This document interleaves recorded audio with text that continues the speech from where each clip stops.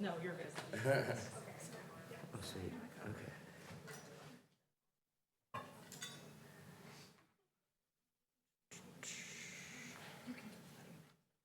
Hmm? Oh.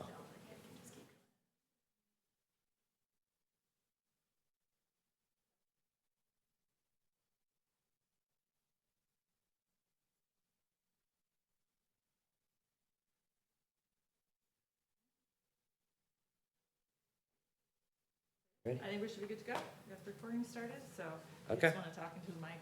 Yeah. So welcome everyone. My name is Ryan Molitor. I am the HR talent specialist here at Webster University, and I also oversee student employment across the campus. So anything that involves student workers, hiring processes, applying for jobs, or departments reaching out to me about, working with Carrie's department here on posting jobs on Handshake, how to apply and everything.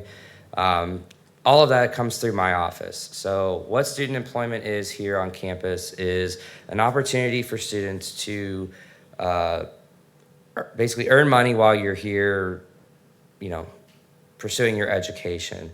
The goal for student employment is basically this. When you look at student employment, first word in that is student. Student is always your first priority. So whenever you're looking for a job here on campus as a student employee, just remember that your studies should come first. Whenever you, even if when you're out in the real world, and if you come back and you decide to pursue like an additional degree, remember your job, your family, all of that is like your first priority. When you're here, your student identity is your first priority. Your employment identity is second. Here at Webster, we have two different kinds of student employment. You might be familiar with just the overall term known as work study. I call it something a little bit different. We have our federal work study, which is for students who qualify through their FAFSA application, and is all based on a needs basis, and financial aid will apply a number to your financial aid package and your cost of attendance, and to basically it reflects an award, but what it really is just what you can earn up to. So while you're here, you're able to earn starting at minimum wage. Some jobs, which is $12.30 an hour, some jobs actually will hire you at a higher wage, and depending on the different kind of duties that the jobs require. So it's not like a blanket job. Not every department has the same thing. You might be working in one department where you could be helping out at their front desk, scanning copies, answering the phones, directing, calls somewhere. You might be working in their file room to help them digitize documents. A couple of our panelists that are here today and going to be talking later, will describe a little bit about what goes on in their departments. So if I know it's only been a couple weeks, so if this is, your first, semester here at Webster, and you've seen fellow students who are, working behind, not necessarily behind the scenes, but a lot of them might be, and then out in front, those are all student employees, and so they are part of that program, and they've come through my office. I oversee making sure that they get hired in our payroll system. I help review the payroll every 2 weeks, and it's a really fulfilling opportunity for you to learn important skills before you actually graduate and go out into the real world. So a little bit about me. I've been here about it'll be 3 years in November. So I've overseen student employment for that amount of time. I do coordinate with Carrie's office in the Career Planning Development Center for making sure that jobs are posted if students have issues with their accounts. We get everything figured out and coordinated so that you're successful when you're applying for these positions. Little thing to remember though, there's thousands of students here on campus, and jobs are limited. So what we're here to talk about today is also a little bit about how you can become more competitive and what departments are actually looking for when it comes to you being a student employee here. If you ever have any questions or, want to reach out to me, best and easiest way is to just send me an email. It's at studentemployment@webster.edu. Try to use that maybe as your last resort. See if you're able to figure, the things out that we're going to talk about today. But if you are, running into some troubles, I'm here to help. I'm happy to help, and I'll do the best that I can. So I will give it off to Carrie. Okay. Thank you so much, Ryan. So my name is Carrie Lee. I'm the interim director of the Career Planning Development Center here on campus. So I'm just going to talk a little bit about the process for applying, so how that works through Handshake, a little bit about how to create strong application materials, and then we will get to our student employee supervisors, and I have some questions for them. We should have some time for questions at the end as well, so if you have other questions that haven't been addressed already that would be helpful for the group, we'll go through those. So applying to on-campus jobs, the first thing to note is that each department manages their own hiring process. So all of the employers on campus will use Handshake to post and promote their positions to students, but each supervisor is the one who actually goes through those applications. So, if Cherie is hiring in her office, she is the one looking at applications. I'm not making the decision on who she should hire. So it is a little bit kind of decentralized in that way. So as departments have funds available to hire student workers, those positions will be hosted. So if they don't have any openings yet, they don't have any money in that budget line, they won't be posted, so they won't necessarily have anything, even if you go ask otherwise.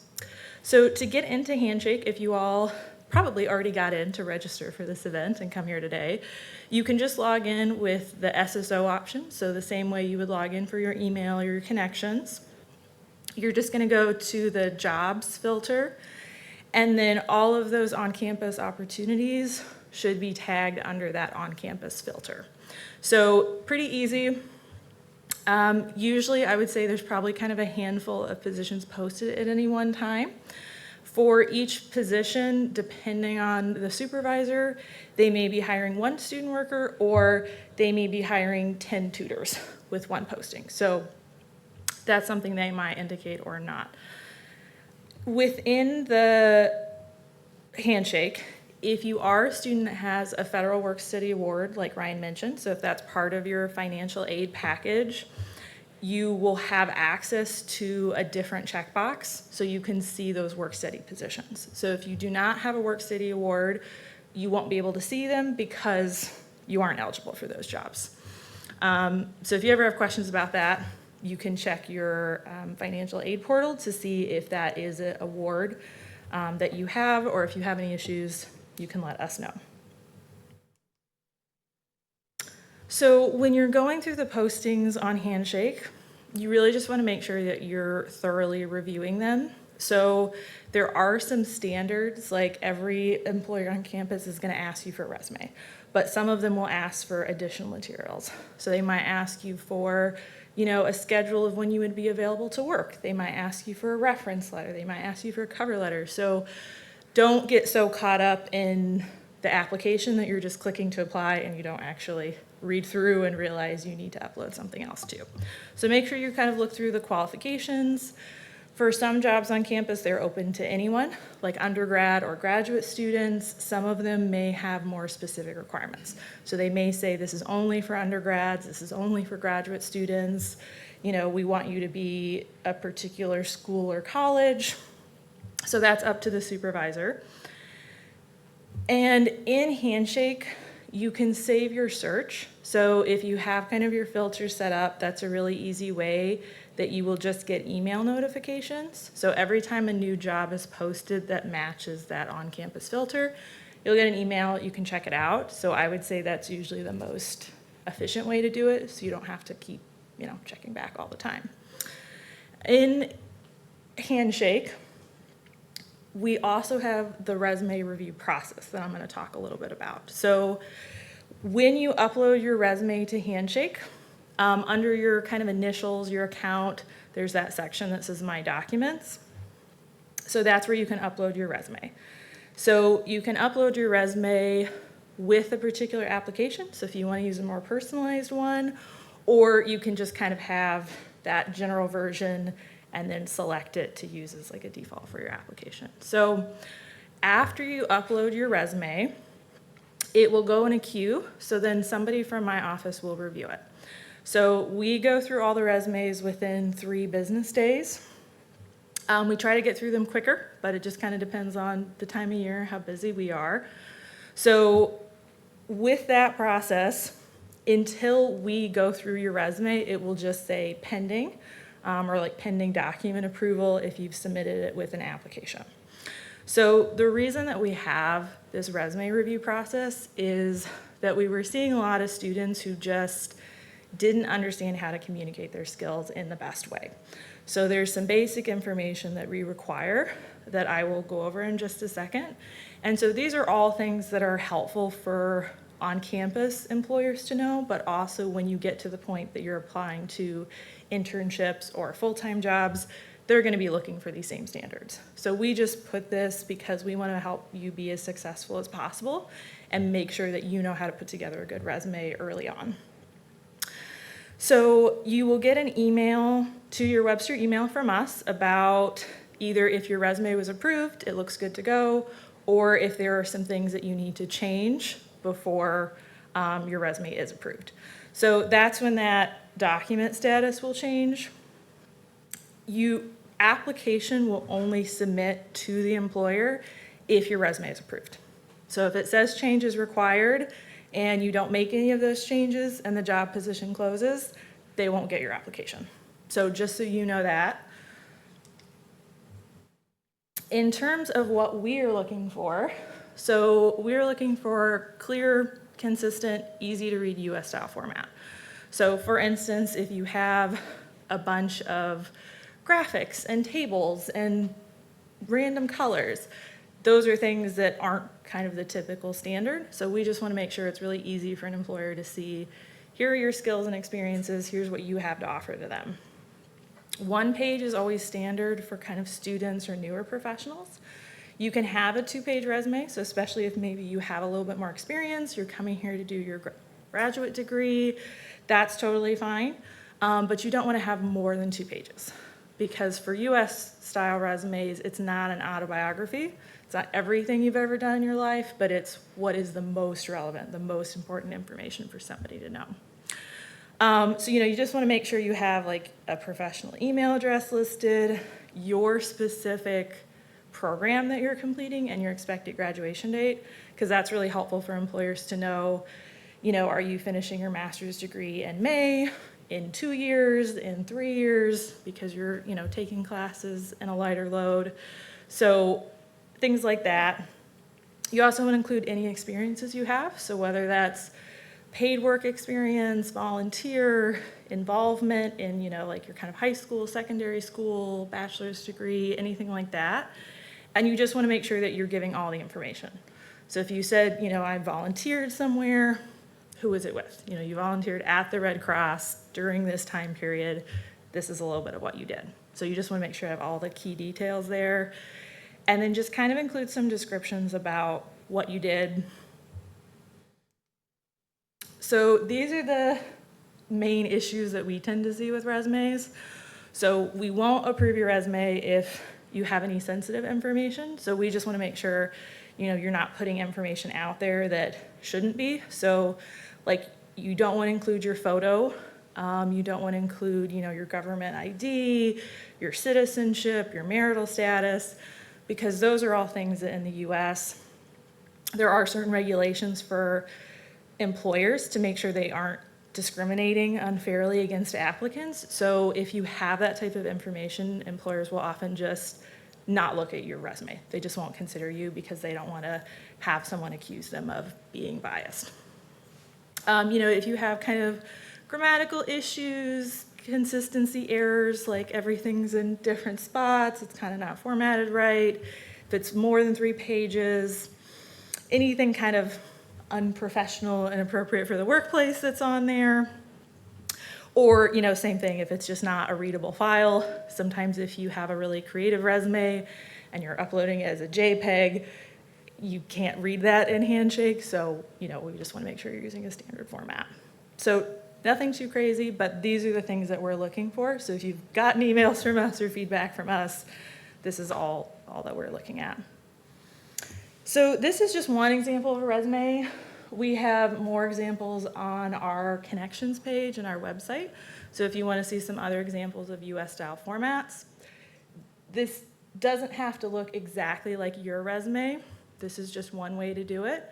But you can see, it's pretty clear. You can tell each section, there are dates on the right. So your more important information is on the left, like your degree title or your job title, because that's what you want employers to read first as they're reading across the page. At this point in your career, if you're a student, if you're a new graduate, you always want to include your education at the top so they can see that. And then, like I mentioned, for any of the experiences, you can see there's kind of just some brief descriptions about, what did you do in that role? What was your impact? Something else I wanted to bring up was cover letters. So I know that's something that oftentimes you might not have very much experience with as a student. Cover letters tend to be a very US type thing that's not always a component in other applications in other parts of the world. So cover letters are 1 page, and they should really complement your resume and be tailored to the job. So you might include some similar information, but if you're applying to a lifeguard and you're applying to be a housing, resident assistant, you're going to talk about different skills because they're going to care about different things. So you always want to make sure that's clear. And really, you just want to connect, how do your experiences, how do your skills relate to that particular position that you're applying for? And you always want to include some specific examples. So, it doesn't have to be paid work experience, it could be involvement, could be things that you've worked on your own, like personal projects, things like that. So for instance, if you're applying to a tutoring job and, you've tutored people in high school, or, maybe it wasn't a formal job, but you helped out some of, your younger siblings and their friends, like you helped tutor them in kind of these areas. Those would be things to mention, right? So Cherie can have an understanding of maybe what have you done that's similar so far. You also always want to express, why are you interested in that job? You're always probably looking for a job because you need money. That's assumed. But beyond that, why do you want to be a lifeguard? Why do you want to work at the fitness center? Why do you want to work in housing? Those are all different types of roles. So ultimately, you just want to show what can you do for them instead of how that job would benefit you, if that makes sense. So this is an example of a cover letter. So as you can see, kind of same thing, very traditional letter format, 1 page. Depending on how much you have to talk about, it might be half a page, might be a full page, but just again, kind of talking about, here's your contact information, when you're sending it, their contact info, and then, here's the job that I'm applying for, why am I interested, here are the relevant skills I have, here's how to contact me.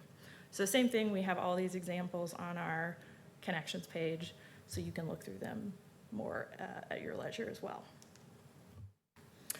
And then really just those kind of final tips for success. Make sure you're tailoring your application materials, because that's one of the most common things that I hear from supervisors is, this student, maybe is doing a data analytics degree. They have a ton of great data analytics experience, but they're applying for a lifeguard. And that really doesn't matter to me that they know how to use Power BI. I want to know, were they on a swim team? Have they had Red Cross certification in the past? Those sorts of things, right? So make sure you're tailoring, and then make sure you're kind of incorporating that feedback. So, if you're getting emails from my office, make sure you're kind of reviewing those. Some of the things we mention are not things you have to do, like we will make you take your photo off your resume to approve it. We may say, hey, we think you could maybe add a little bit more detail to your bullet points, talk about your experiences in more detail. That's not maybe something that you have to do, but we would encourage you, or if, other people on campus, like if you've talked to your professors or things like that, make sure that you're kind of paying attention, incorporating those pieces. And then, like I mentioned, we have links in our connection. So if you go to department's Career Planning Development Center, or if you go to the student employment page under the Human Resources Department, you can find some additional resources and links there. So now, I'm going to go ahead and have our panelists come up on stage.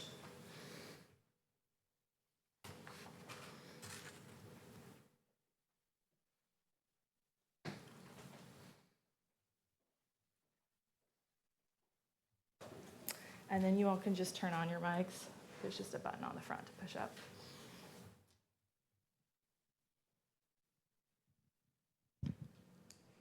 Okay. So we'll go ahead and start with Cherie Wyatt. So if you just want to, introduce yourself, kind of briefly describe your department, your role, and how student employees contribute. Thank you. Well, thank you all for being here to learn more about this process. My name is Cherie Wyatt. I'm the tutoring program coordinator with the RAG Academic Resource Center. So I've worked with our department for the last 5 years to supervise our peer tutors directly. And I thought sharing a little bit about what our department does to support students will let you know a little bit of what our student employees do. So our department offers academic supports to students as you're in classes and resources. Just in location, we're up by Marletto's, which is in Loretto Hall, and we have some additional sort of satellite locations, but around campus where some of our tutors and our writing coaches offer appointments. The things that our office does to support students are offering tutoring and writing supports. We also have a testing center. And a lot of our staff support those services in a variety of ways. So we have a lot of administrative tasks, which might be answering our phones, copying handouts that we have, and helping guide students to the right resource that they're looking for. Some of our positions, as far as the tutors and our writing coaches, they hold individual appointments with students in certain subject areas for tutoring, and then also in writing support services on the writing center side. So they have some specialized areas, but just in general are really focused on helping students get directed in their studies and helping direct through all of the services that we offer. So hopefully it's a little bit of a snippet of what some other departments might offer as well. Hello, my name is Katie Knetzer. I'm the director of the University Center. So that's the building that has meeting rooms on the upper level, the flags on the ceiling, dining in that area. The lower level has the fitness center, the gym, and the pool. And so we consider the UC to be a place where you can hang out. It's the living room of campus, and it's also a great place for your wellness and physical fitness because we have those recreational areas. Our students are the lifeblood of the University Center. So we couldn't function as a department if we didn't have our amazing student worker team.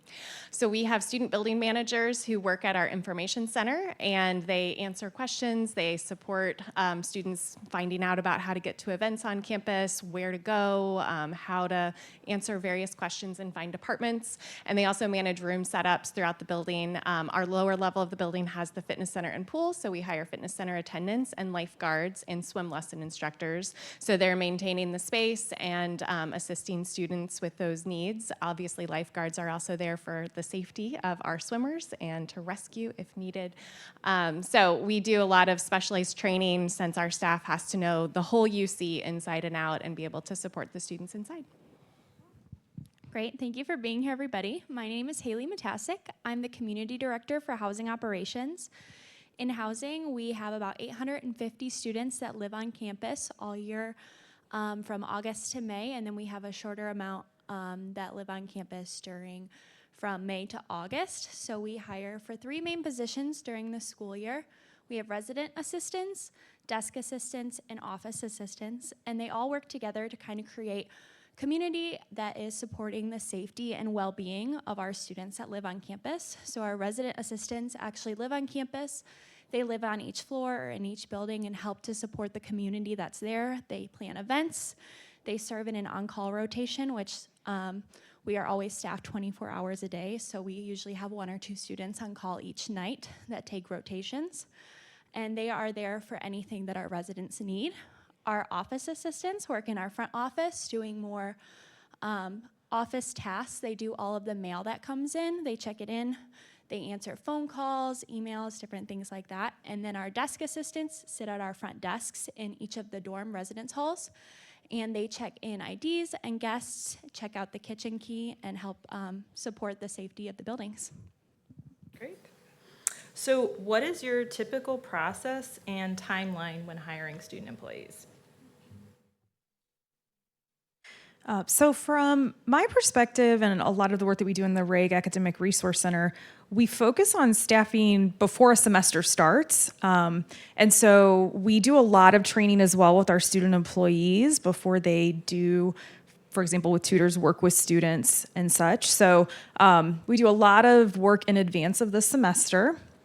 The process for hiring our student employees is a little specific and maybe different than some other departments, but speaking to the tutoring role and what a peer tutor has to do to be eligible, it's being here for a full semester at Webster. So we encourage students to work with your professors because part of what they have to do in that process is have a faculty recommendation. So it's a little specific to that because our tutors work with students in specific classes. So we do a lot of work before the semester starts. If we do have an opening, we utilize Handshake. And so to meet the training requirements, we do work in advance of where we are now, but there could be potential things that come up throughout the semester. So. And for us, also before the fall semester starts, we are planning way ahead for that one. So we usually post the position April or May and take it down sometime in June. And we make those hiring decisions in July because we bring all of our fall staff back about a week before classes start in order to do training and get everybody prepared for the new school year. As we have openings throughout the academic year, we're usually working roughly 6 to 8 weeks before we need somebody is when we're going to post it to Handshake. Again, because of the time it takes to go through the interview process, make a selection, have them go through the hiring paperwork, and then go through the training that it takes with us. We usually need about 2 weeks of training. That doesn't mean 2 full weeks, but just with scheduling shadow shifts and scheduling training sessions and getting through, we do an online training and an in-person training to get you fully acclimated to everything you need to know about the University Center. So all those things take time. When we have openings, we post them to Handshake as well. And so as Carrie was suggesting at the beginning, have that frequent feed of job postings going to your email because sometimes we only post the position for a week and then we take it down if we have enough applicants to choose from. We typically look for our student workers to work for a full year, but we do have many students who end up having to leave at semester, whether for study abroad, graduation, those kind of things. So we do typically hire most of our students in summer. We usually put our applications out in May and June, usually for about 4 to 6 weeks, and then do interviews for about 2 weeks and hire after that. Most of our students all come back either 2 weeks or 1 week early before classes for training, and then we would repeat the same process for the spring semester. In about November, December, we'll post the position, do applications, review, do interviews, and then they would come back about a week early in January to train. We do have a summer position that's open as well, which we usually post in about March to hire for students who want to work for us over the summer, which is just from May to August. When reviewing those applications, what makes a student stand out? Yeah, so as I mentioned in my department and the student employees that I supervise specifically, we have some fairly specific requirements. So in looking at what stands out, for one, it's the students' academics. So our tutors, for example, there's a required GPA that they need to maintain and grades in the classes that they earn. So those students that have done well in courses are those that can stand out. The cover letter that Carrie was mentioning is definitely something we pay attention to. So that should speak a little bit to what the student's interest is in providing support to other students in an academic setting. So what makes this of interest to them? Cover letter templates are really great as a starting point, but making it personalized to the position to help me understand how that candidate may fit well within our model of support delivery is really helpful for me.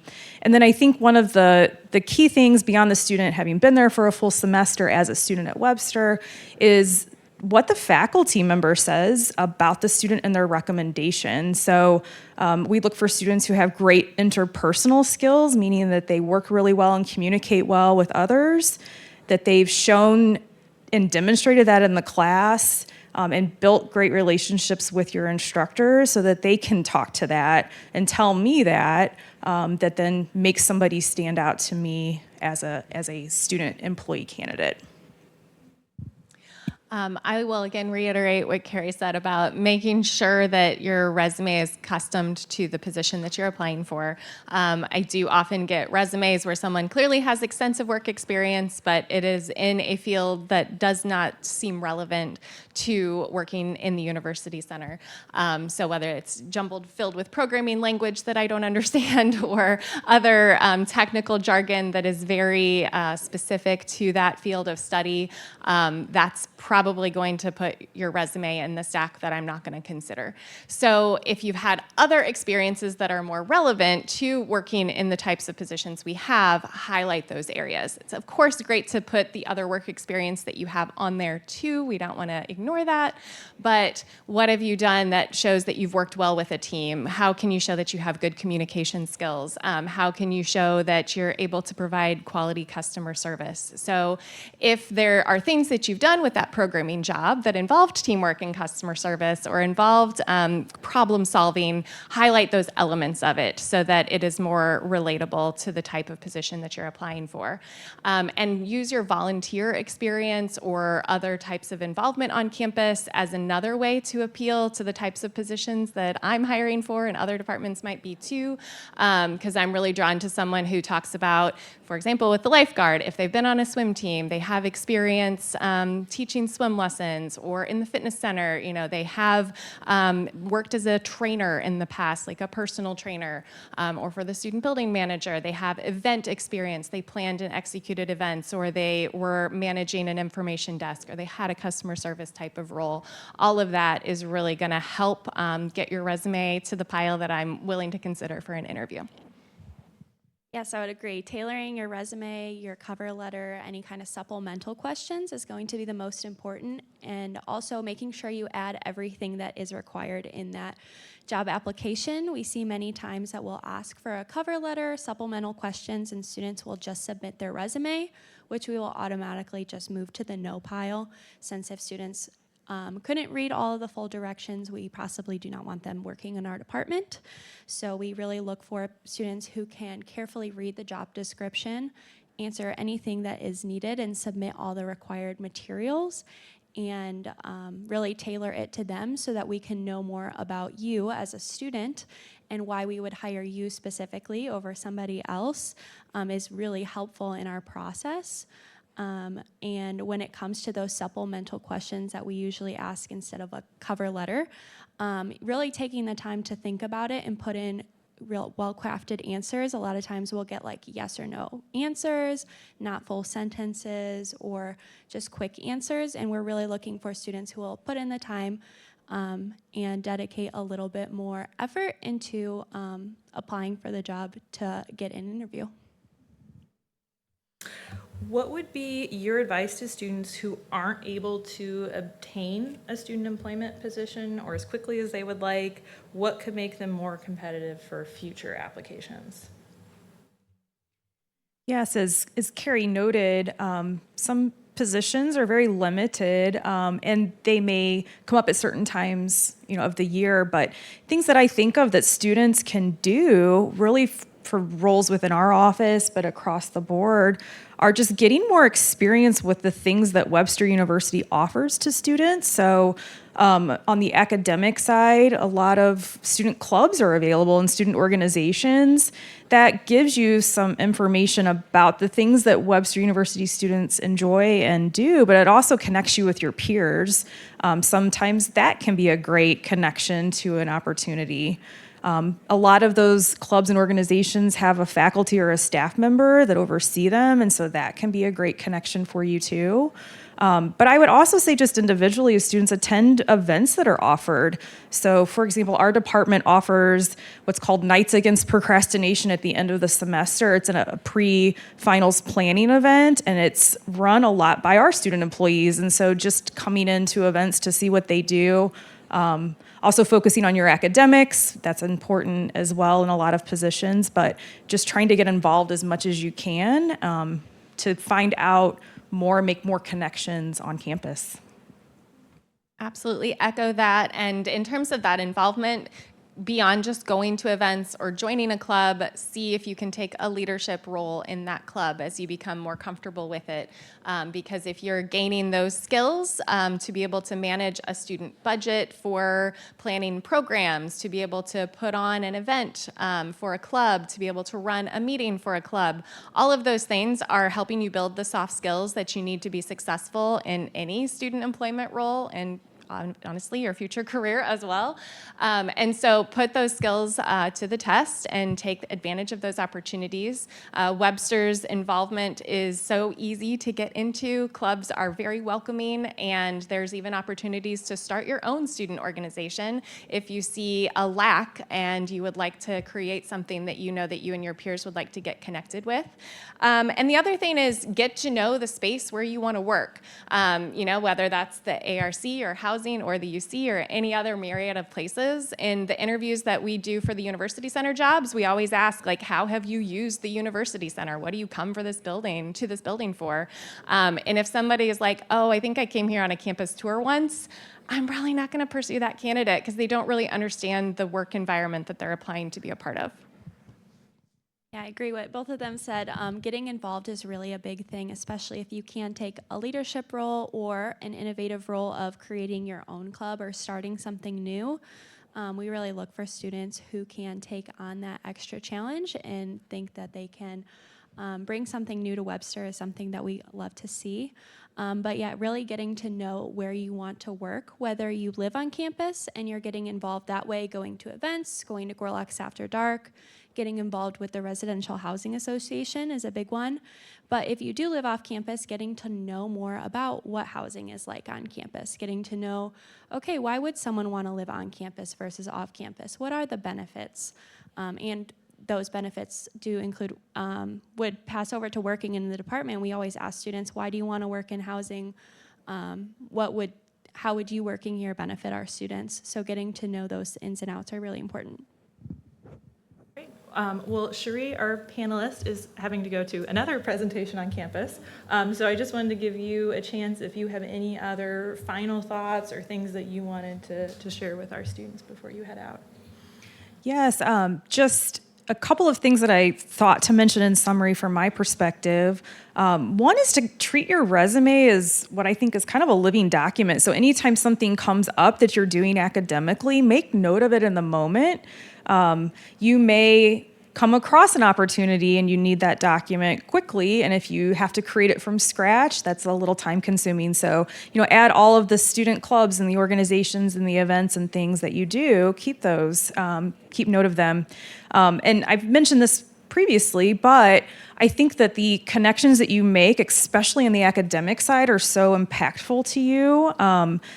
Be the person in class that asks questions and participates. Your classmates see that, your professors see that. It not only is a great practice for you to have those communication skills started, but people take note of them. And so those are things that we look for in student employees, and especially if you're wanting to offer academic support to students. But make those connections early and continue them. I think that does go a long way into finding student employment opportunities, but it's also something transferable into your future career endeavors. So best of luck with everything, and I'm going to leave you with these two ladies. Thank you so much, Sheree. Okay, so for our other panelists. I have a question. Yeah, we'll have some questions. If you want, I was gonna say maybe following up with an email to you.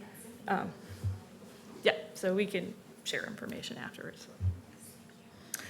Yeah, so can you all kind of explain what students should expect in an interview for an on-campus job, what that would look like? Yeah, I'll go first. So usually, since our interviews are taking place, we have so many in a week, we usually do virtual interviews.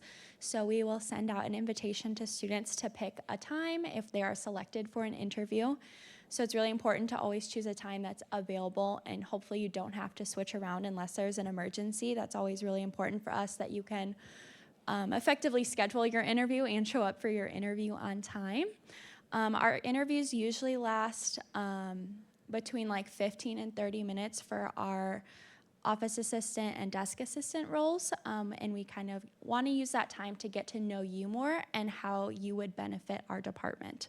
So things about why do you like being at Webster? What kind of skills do you have that would be good for this job? Getting to know about you and your background. And we really value people of all backgrounds in housing, and at Webster, we want to know how you can use your experiences to help benefit other students. Our RA interview process is a little bit more in depth. They have a one-on-one interview with our staff, which is usually about 30 minutes, and then we have group interviews, which usually last about an hour. And just being able to go into those prepared with an open mindset, and just being very involved the whole time that you're there. We have a similar format for the positions in the UC in terms of student building manager, fitness center attendant. We send you an email link to schedule yourself, and then the interviews typically last roughly 20 minutes. Depends on the time of year. If it's summer and we think most people are out of town, we'll just do Zoom interviews. If it's during the school year, we really like to do an in-person interview if we can, and so we'll give you instructions for where to show up for your interview. So punctuality is always really key with those, and again, that just gives us that first taste of your time management skills, that you are there on time, prepared. And we always ask a lot of different questions about your work style. We are always looking for examples of how you've done what you claim to do. So if you tell us that you have good leadership skills, don't just say, I have good leadership skills. Give us a relevant example of a time that you used those skills and how that was successful. Same thing with communication or problem solving. Just always be ready to back it up. To me, that makes a big difference with the applicants that we see. If they are too short and they're done in 10 minutes because the student's just like flying through with one-word responses, then they're probably not going to move on to further consideration. So we do want to hear details. We want to hear who you are. And I know interviews can be very nerve-wracking and intimidating. And for some folks, if English is the second language or third language, there's also that barrier to get through. So highly encourage lots of mock interview practice, as we call it. And the Career Planning and Development Center can support you in that. They have resources available. Even do a mock interview with your friends. Just the more times that you can practice typical questions that get asked in an interview, so that you do feel prepared and confident, because we want to see the real you. We don't want to see the super nervous, having a hard time getting a word out you, because we're sure you're great, but we want you to be able to shine through in those interviews. So what other tips do you have for students on communicating professionally? I'll start with this one. I think a big one is how you present yourself when you're communicating through email. So always start with a greeting to whoever you're talking to, or if you don't know, saying dear, whether it's housing department or dear university center staff.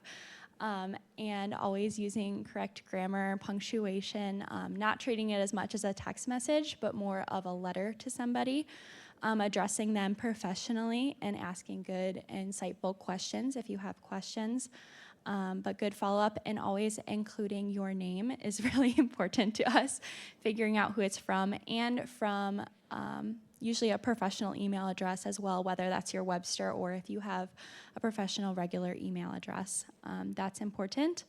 If you are communicating in person or by phone, we ask the same thing. You kind of come in, use a normal greeting. If you need to set up a meeting with us, that you set up a meeting ahead of time and not just expect to walk in and talk to somebody always, since we do have busy schedules, but just being respectful and kind.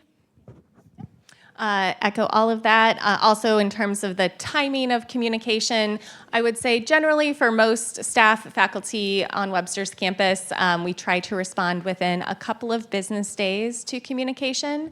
Obviously, during peak times of year, it might take us longer than that, but be patient. So if you have sent a communication and you haven't gotten a response right away, to give us that grace to have time to reply to you rather than emailing us again after 24 hours to say, why haven't you responded to me yet? I will add that if you are actively applying for a position, I don't mind getting an email just expressing your interest. So, of course, apply appropriately through Handshake. That's where we want everything to go. But if you've applied and you see that I'm the hiring manager, or my colleague Josh, who manages the fitness center and the pool, you see that that's the hiring manager, we don't mind getting a separate follow-up just to say, like, hey, I've just applied for your position. You can use it in that cover letter format a little bit and explain, like, this is why I'm interested in this role, and here's what I think I can bring to your organization. To me, that usually will cause me to pay a little more attention to that person's resume and give them a chance to be considered for an interview. So I do think that helps. The other thing, too, is I think just always be prepared with questions, whether that's in your email communication or in the in-person interview. Show us that you've done your research, that you care about the position, that you care about the department that the position is in, because that's also going to go a long way for us considering you as a top applicant. When you do have a new student employee in your office, what are the characteristics that make them successful in that role? I think that always being a learner is really important, being able to learn about the job and take constructive criticism well. No one starts a job and is 100% perfect at it. Even any of us starting any of our jobs that we have had to learn a lot along the way. So just knowing that you have to work together with your team and your supervisor to continue to learn to be as good as that role as you can. And also with that, not being afraid to make mistakes and ask for help or ask for feedback in what you can do better. None of our students are perfect, and we love to work with them and watch them grow. And that's like one of the best parts of being a supervisor, is getting to know our student employees and getting to work with them. So that is one of the things that we look for, is students who will continue to learn and care about that job, as well as showing up on time, putting in the effort while they're there, not being distracted, things like that. Absolutely. We had several new students who just started at the beginning of this school year, and I was overjoyed on some of their first days of work. They had the handbook out on the desk. They were reading through, trying to remember everything that we had trained them on, and I was just thrilled. And so I think show that, yes, you were paying attention during training, but you realize that you still have more to learn and that you're willing to continue to take in that information. That's beautiful. Asking questions is so key. We never expect anybody to be ready to roll right out of the gate, especially considering all of our roles. There's a lot of nuance. There's a lot to figure out. There's a lot to know about the university. So we do want you to ask questions, to not be afraid to talk to us. The supervisors are always very approachable people. In my department, our door is always open. So if you need something, just come in and talk with us, and we're ready to support you. And I think the other big thing is just take initiative. So similar to Haley's comments about get in, do the work, show us that you are ready to take stuff on. And if a returner to the position is like, oh, it's okay, like we're supposed to do that task every hour, but she doesn't really care, don't listen to that returner. Do the job, do it on time, focus on completing the tasks as you were trained to do. Yeah. So before we move on to any student questions, is there anything else that you all would like to share with our students who are seeking on-campus jobs, or anything else that you wanted to make sure and mention? I mean, I'm just so glad you're here. I think you're on the right track just by showing up today, or if you're watching this online, you know, that you're taking the time to get this information. I think you've already taken a step in the right direction to be able to get those on-campus jobs, and just be patient and persistent. I've had people who've applied for jobs in my department 3 times, and they finally got it on the 3rd or 4th try. So if you're really passionate about it and you keep taking the feedback that we give you to improve your application, to improve your interview performance, to improve your knowledge about the job, there's a chance that you could eventually get there. Yes, I agree. And back to what Cherie said of treating your resume as a living document, treating your cover letter as a living document, tailoring it to jobs, working on your interview skills, always kind of being ready for whether we have a sudden opening and we need to hire somebody, that it is always well crafted and well thought out, and we want those students who are prepared and showing that effort to always be working on their skills, be working on their job interview and resume skills as well. Great. So Cassie, my colleague, has microphones, or yeah, if Ryan, you can help too. So if you have, yeah, so I was going to say, if you want to hop up, if you have anything to add to that would be great. I'll just be up here in case they have any more. Yes, more process-focused questions, yes. So if you have a question, if you want to just kind of raise your hand, and Cassie can come around with a mic. So just make sure to talk into the mic so anybody on recording can hear it. So I'm in the fall entry. So my question here is, should I have to wait for any completion of my semester to apply, or am I eligible already to apply if I see anything relevant, since I have experience before? I would say with our department in housing, if we have any openings, you would already be eligible to apply. We only have one position that does have a credit requirement. So we need for our resident assistants to have at least 24 credits of undergraduate completed. So if they're graduate students coming in, they don't need any requirement. But for undergraduates, they would need at least 24 credits. Otherwise, our desk attendants and our office assistants don't need any kind of requirements. We don't even require any kind of job experience, but we want to see students that have the skills and motivation to apply for jobs. Same here. So you're eligible to apply for our positions as soon as you're a full-time, currently enrolled student. So just to kind of add on that though, the one time that there's kind of a limitation on that is at the end of summer leading into the fall semester, you're still eligible to apply for the jobs and you might be given a job, but just know that your start date will likely not be until after the semester has started. Part of that is just to ensure that, you know, we are, when you're applying for the job, we're seeing that you have the intent of being a student and being here. But since there are so many, you know, applicants, we just want to ensure that you have started the semester and that you're here, and, you know, just kind of with all the amount of time that has been going into interviewing and everything, you know, we're just trying to be, I just want everyone to be respectful of that fact. So I have gotten questions before from departments as well as students who have, you know, asked, you know, saying, I'm coming into the fall semester. When is the earliest I can work? And I will always say that, you know, the very first week of school, as long as the position doesn't have a specific requirement, that's the only requirement, is that, you know, they'll likely maybe start you on that first, second, or third day that the semester starts. But that is, you know, as a brand new student. Now, if you're returning, that's a different story. So it's mostly for incoming freshmen or any transfer students. So if you've already, you know, completed the semester, say it's coming through, you didn't get a job you applied for in the fall or the spring, and then the summer comes through, and you have the intent for fall, that's a little bit different as long as, you know, you're as a sophomore or higher, or, you know, a second year grad student. That's a little bit different, and I'll, you know, have different things that I'll allow for that. Other questions that you all have that would be helpful for the group?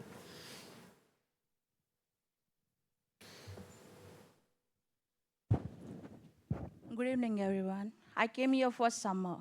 So by then I was applying on a handshake. It's getting reviewed. Applications are getting reviewed. But like I just want to know that since how many days, like how many weeks we can hear back from them, from the department. Yeah, I think that's going to vary from department to department. I typically, when we post our positions in the summer to hire for the fall, we have the position posted for a pretty long stretch. So we post it from April until June, and we don't actually start reviewing the applications until the end of June when we're ready to identify people to come in for interviews. So it could, in that situation, it could sit there for 2 or 3 months before you will hear anything.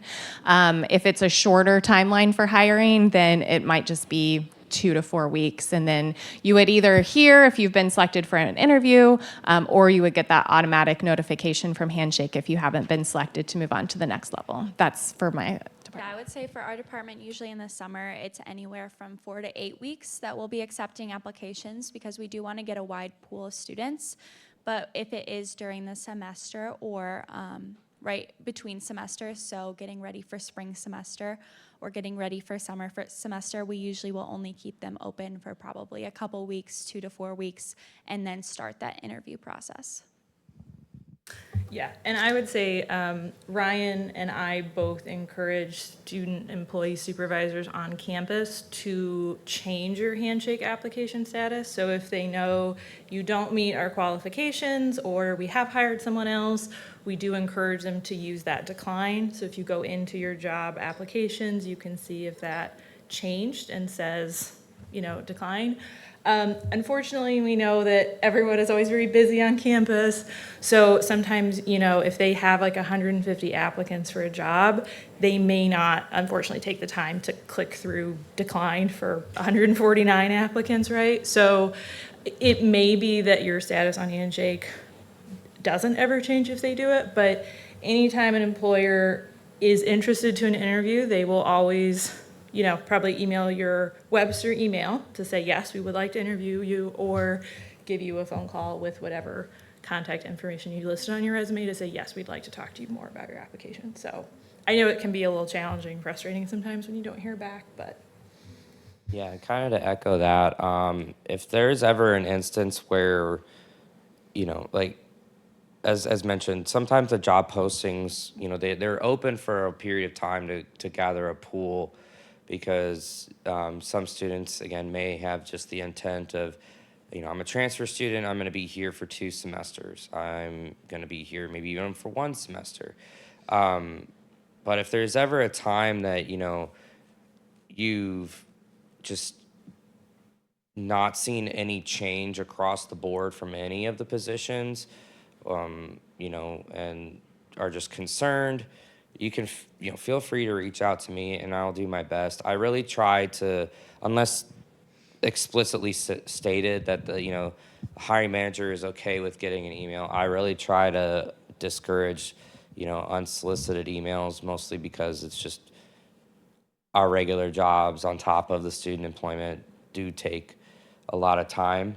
But if there is just obviously a genuine concern and you just are, interested and want to hear back, or, who you can reach out to, then, yes, feel free to reach out, because there are times that jobs have hired the people that they wanted to. And again, they didn't change the status, but they had it open from August and the closing is like December, but they've already filled all the ones that they want and just haven't closed it. And so that's leaving a lot of people, kind of in the wind and unsure. And in those instances, I try to kind of say, like, hey, if you're done hiring, like, let's let these people know, just so that they're not just waiting. But they might also still be collecting. And so again, having the patience to just having patience and realizing that they're trying to review them as fast as possible, especially at peak times. So, right now, like an example is if you applied for something, say, in athletics, well, they're starting all of their fall sports seasons. So they've hired who they can as quickly as they can, and until it slows down, you might not hear from them. Same with, the UC and residential housing. They kind of started all of their stuff early, but just keep an eye out. But if there is ever a time that it's just kind of like, yeah, it's been like 4 months and I haven't really heard anything, you know, that might be a cause for some concern. So. Other questions that you all have that you'd like answered? Okay, yep. If you can bring the mic over. No, you're okay. So do you have any restrictions like the business students cannot apply for the financial positions, or they may be having a different experience before? So, and for example, Heli, this is to you, housing operations, do you have only the undergraduates working on that? Because they stay. I have applied for housing, but I didn't get the space to stay, and I paid some amount also. I have not got the refund as well. That's a different story. But is there any opportunity that you give for graduates as well, or only the undergraduates? And for the other departments, do we have any restrictions that business cannot go to finance team, or finance cannot come to, in terms of, Cherry's department? Sure. Something like that? I can't speak for every department, but for housing, we don't have restrictions on graduate versus undergraduate or any kind of major. Any major can apply, whether it's business, music, education, computer science, anything. The only time that sometimes will be restrictions is if there's a work-study only position, are only for work-study students, since that money is being funded through their work-study. Otherwise, our positions are fully open to anybody. Yep, same here. We hire undergrad and grad. We hire from all different majors and programs. And similarly, we have certain funds dedicated for federal work study. We have certain funds dedicated for what we call budget or institutional funds. And so we do have to strike the balance. And so depending on how many applicants we get, we may have to choose, all right, how much funding do we have for these students in these different roles? The other thing that can be a reason I won't pursue a candidate is if they are expected to graduate within just a semester. Because of the amount of time and effort we put into training for our roles, we want them to be there for a minimum of a full academic year, preferably longer, just again, because if we're going to put all that time and effort into training them, we want them to be around for a bit. So if someone is applying for a job to start in August, but they're graduating in December, it's likely that I wouldn't even interview them. Yeah, so a lot of it will revolve around the type of funding that is allocated to each department for those kind of positions. But as both Carrie, Haley, and Katie have mentioned, that's a lot.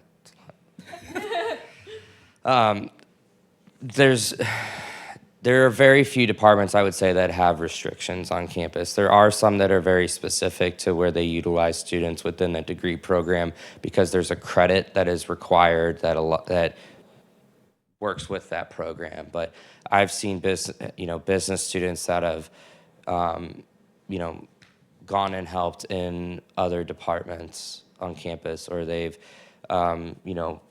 been hired and work with our literacy tutor program that, they might go, because if they're bilingual, that's one of the jobs that technically it's on campus, but you're able to go off campus for the community service aspect, and help younger students in, the city or surrounding areas and stuff like that. So I'd say, again, yeah, there's very few restrictions when it comes to being a grad student and an undergrad.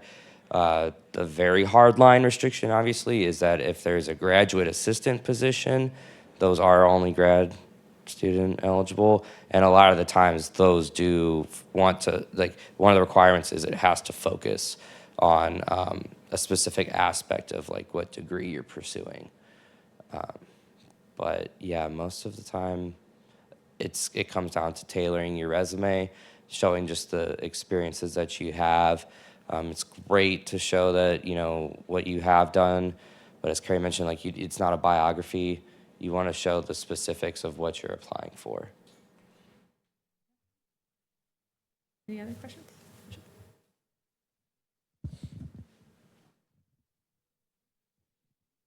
Thank you. Greetings to everyone. So I actually had two questions. My first question is regarding we all know about the financial significance of the on-campus jobs, we don't need to discuss about that. And as students, it gives us some kind of financial freedom. But as the directors of their respective fields are present here, I wanted to ask them the question about how do you see that the on-campus jobs help in the personal development of students who are working as students? And do you think that it helps as they grow? Does it help with their studies, or does it interfere their studies, or does it affect? And if you think that it affects the students' academic life, how do you care about those things, and what are your measures to make sure that the students aren't being affected in their academic life? And my second question is about, can the freshmen, I know the Sherry is in another place, but this is about the REAK Academic Resource Center.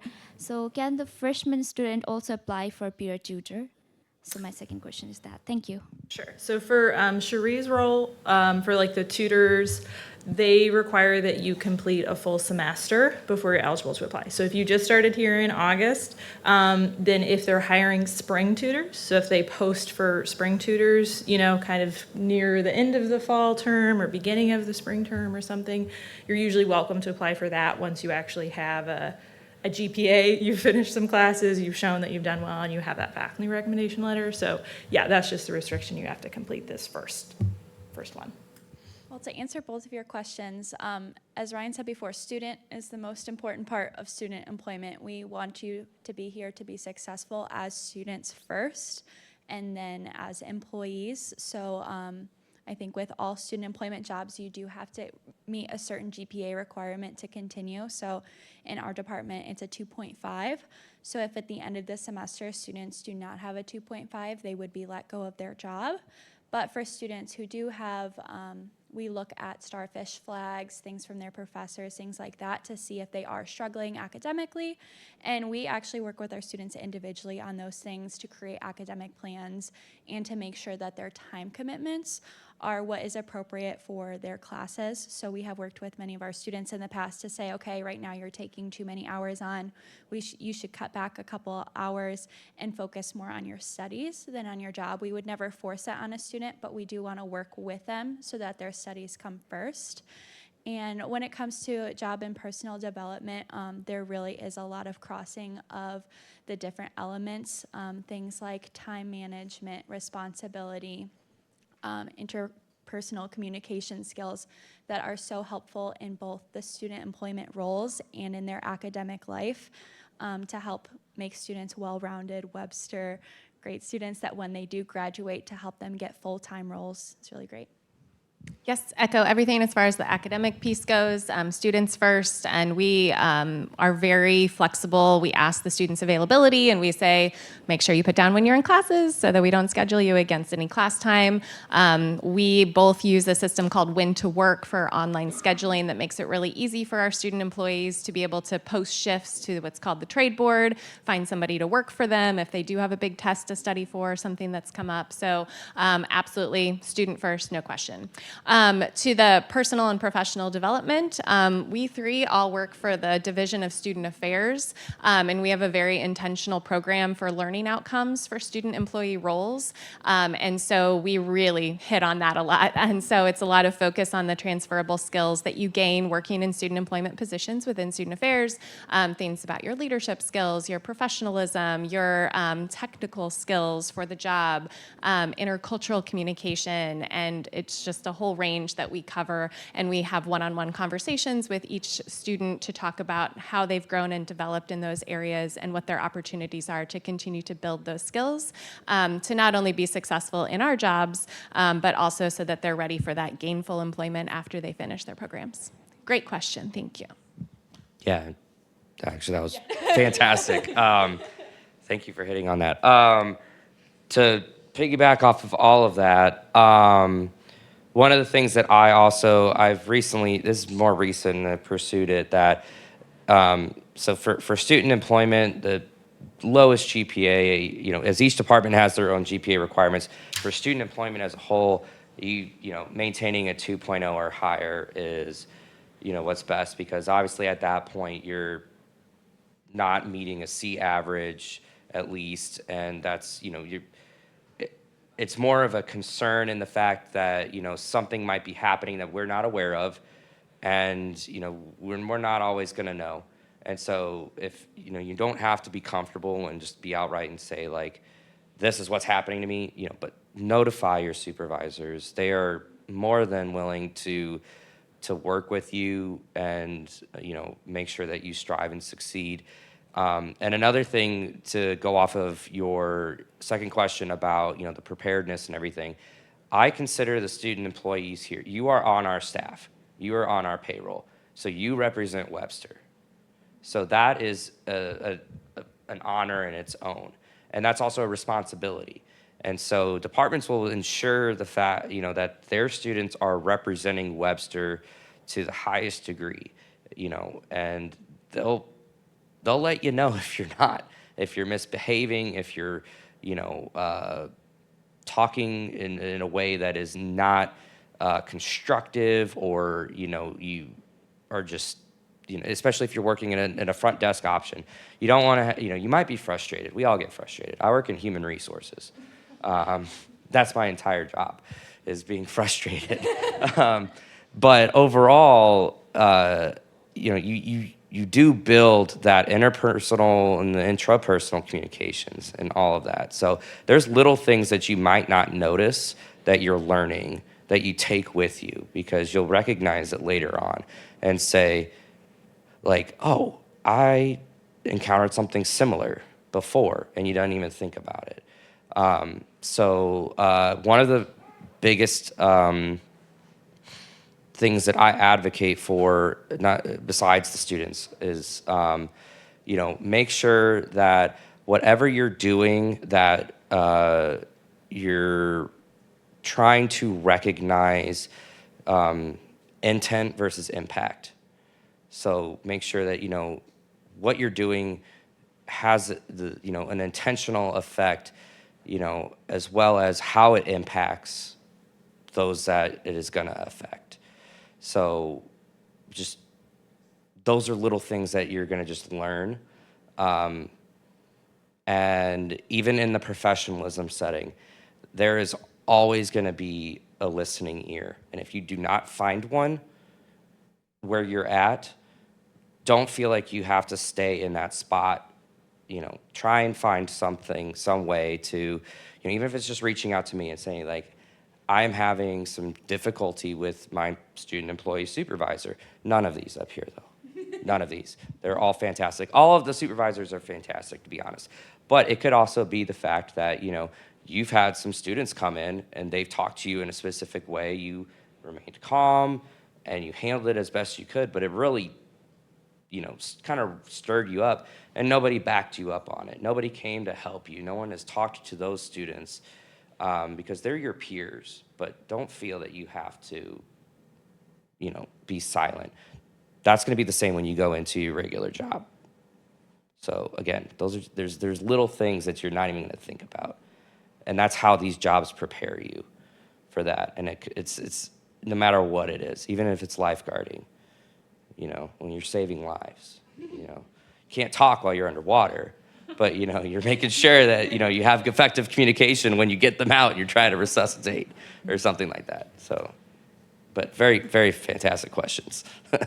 Yeah, thank you all so much for coming today, and thank you so much for all of your panelists' time who came here to share with you all. So we will have the recording available on our YouTube channel. So if you checked in, we will send you an email. So probably early next week you will get that. If you didn't get a chance to check in, just find me or Cassie. We can write down your contact info and add you in. And if you are here for the Cornerstone Cup points, there's a QR code down below the podium. Another one over here in the side for you to scan to get your points for the Cornerstone Cup. And you can get up and get closer as you leave if you need to. Yeah, absolutely. And like I mentioned, we also have the giant version up here. We have our connections department pages. So like I mentioned, we have like our resume and our cover letter samples, and we'll also post this video on our on-campus job searching page. You know, Katie, Haley, Ryan, they all have department pages too. So I would encourage you, like if you are looking at departments or you say, I don't really know much about what the RAG Academic Center does, go to connections, go to departments, click through, read a little bit more about what they're doing to help educate yourself. And we hope you all have a wonderful rest of your day. Thank you all.